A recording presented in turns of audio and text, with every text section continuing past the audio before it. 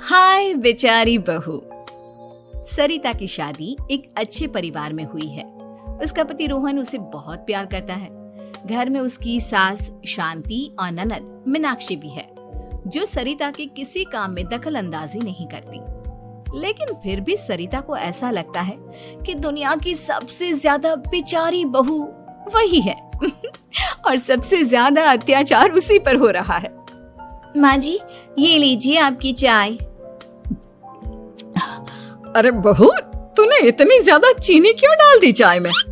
हाय हाय माँ जी, मैंने तो उतनी ही मीठी बनाई है जितनी मीठी आपको पसंद है। माँ जी, आपको तो मेरे हाथ की चाय अच्छी ही नहीं लगती। जब देखो कुछ न कुछ कमी निकाल ही देती हो।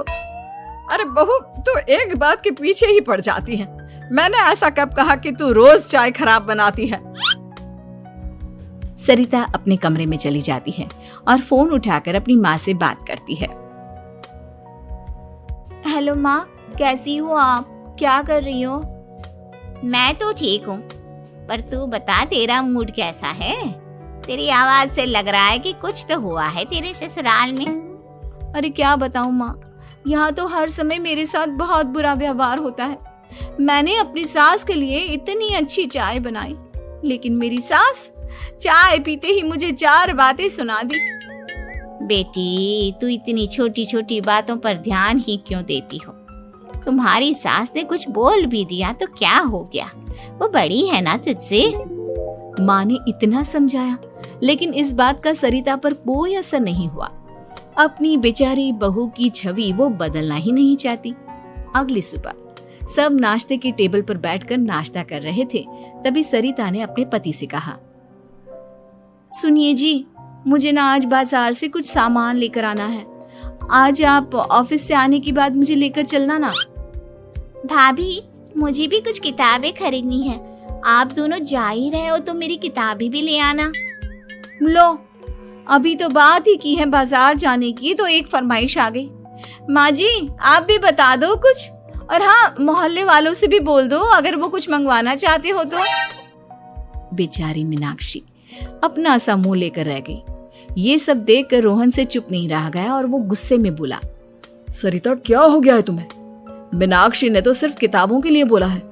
तुम्हें मीनाक्षी से इस तरह से बात नहीं करनी चाहिए। माफी मांगो उससे अभी। क्या? मैं माफी मांगू? दिन भर आपके घर के काम करूं मैं, आपकी और आपके घर वालों की बातें सुनूं मैं, और अब माफी भी मैं मांगू? ऐसा कभी नहीं हो सकता। ये बोलकर सरिता वहां से चली जाती है। एक दिन उनकी पड़ोसन घर आती है। अरे सरिता, क्या कर रही है? और क्या करूंगी भाभी जी, बस घर का काम ही कर रही हूँ। आप बताओ कैसे आना हुआ? अरे मैं तो तुम्हारा हालचाल पूछने आई थी, लेकिन तुम तो बिजी लग रही हो। कोई बात नहीं, मैं बाद में आ जाऊंगी। और क्या करूँ भाभी जी, जब से शादी होकर आई हूँ ना, बस काम ही कर रही हूँ। और इस घर में ना कोई मेरी कदर नहीं करता। पति है जो बस घर से ऑफिस, ऑफिस से घर। ननद को तो कॉलेज से फुर्सत नहीं। बची सास तो उनका सारा समय मेरी गलतियां निकालने में लग जाता है। अरे ये क्या कह रही हो सरिता? तुम्हारी सास तो पूरे मोहल्ले में तुम्हारी तारीफ करती फिरती है कि तुम बहुत अच्छी हो, पूरा घर तुम्ही ने संभाल रखा है। हाँ तो क्या हुआ? इसमें गलत क्या कहती हैं? सच्ची तो कहती हैं। मेरी मर्जी के बिना इस घर का पत्ता भी नहीं हिलता। शाम को जब रोहन घर आया तो उसने सबसे कहा, कल हम सबको मौसी जी के घर जाना है। उनकी बेटी की शादी है। सब अपनी अपनी पैकिंग कर लो, सुबह होते ही निकल जाएंगे। और सरिता, तुम कान खोलकर सुन लो, वहां जाकर किसी की बुराई भलाई शुरू मत कर देना, नहीं तो मुझसे बुरा कोई नहीं होगा। हाय हाय जी, आप तो ऐसे कह रहे हो जैसे मैं सुबह शाम सबकी बुराई करती फिरती हूँ। आज तक कोई कह नहीं सकता कि मैंने किसी की पीठ पीछे किसी के बारे में कोई बुरी बात बोली हो तो। अरे बस बहू, बात को और ज्यादा आगे मत बढ़ा।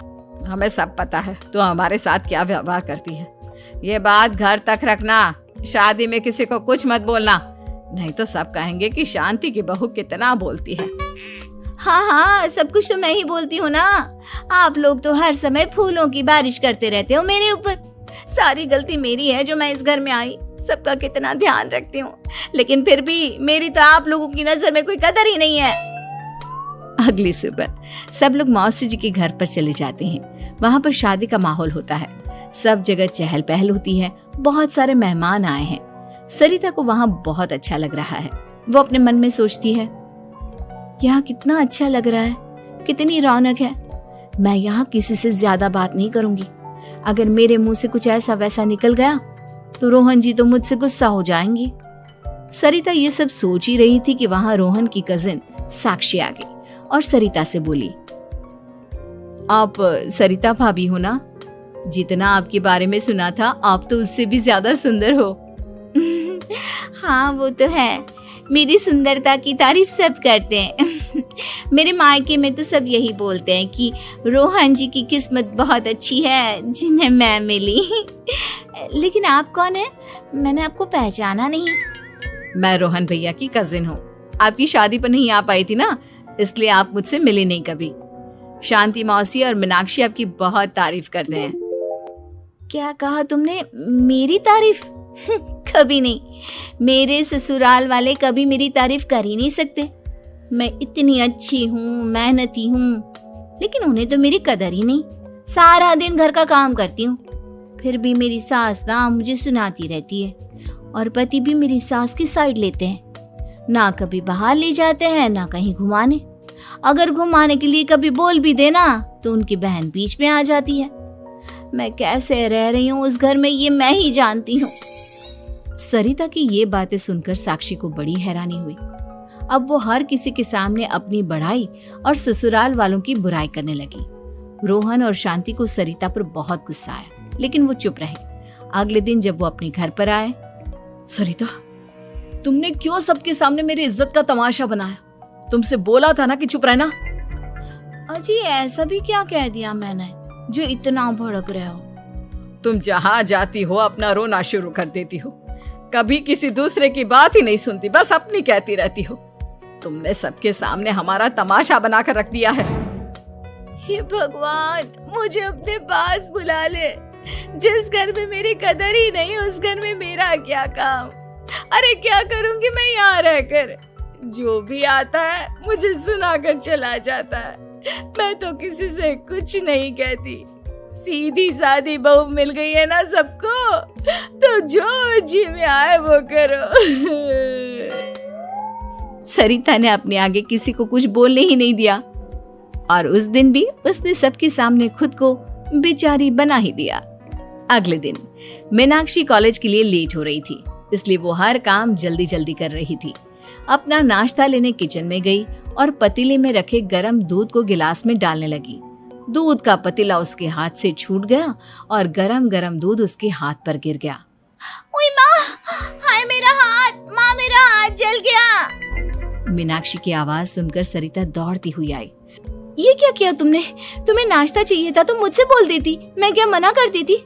अब पता नहीं कितने दिन की मुसीबत पाल ली तुमने। सरिता मीनाक्षी को उसके कमरे में ले गई और उसका बहुत ख्याल रखा।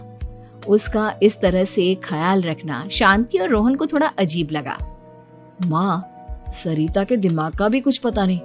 कल शादी में सबको इतना कुछ बोल कर आई है हमारे बारे में, और अब मीनाक्षी की कितनी अच्छी देखभाल कर रही है। ये ऐसा क्यों करती है? बेटा, तेरी बीवी की ना आदत हो गई है सबके सामने खुद को बेचारी दिखाने की, और आदत इतनी जल्दी नहीं बदलती। जब ये बोलना शुरू करती है तो रुकने का नाम ही नहीं लेती, इसलिए इसे पता ही नहीं चलता कि ये किसके सामने क्या बोली जा रही है। लेकिन दिल की बहुत अच्छी है। हमें भी अपना दिल बड़ा करके ये जैसी है इसे स्वीकार करना।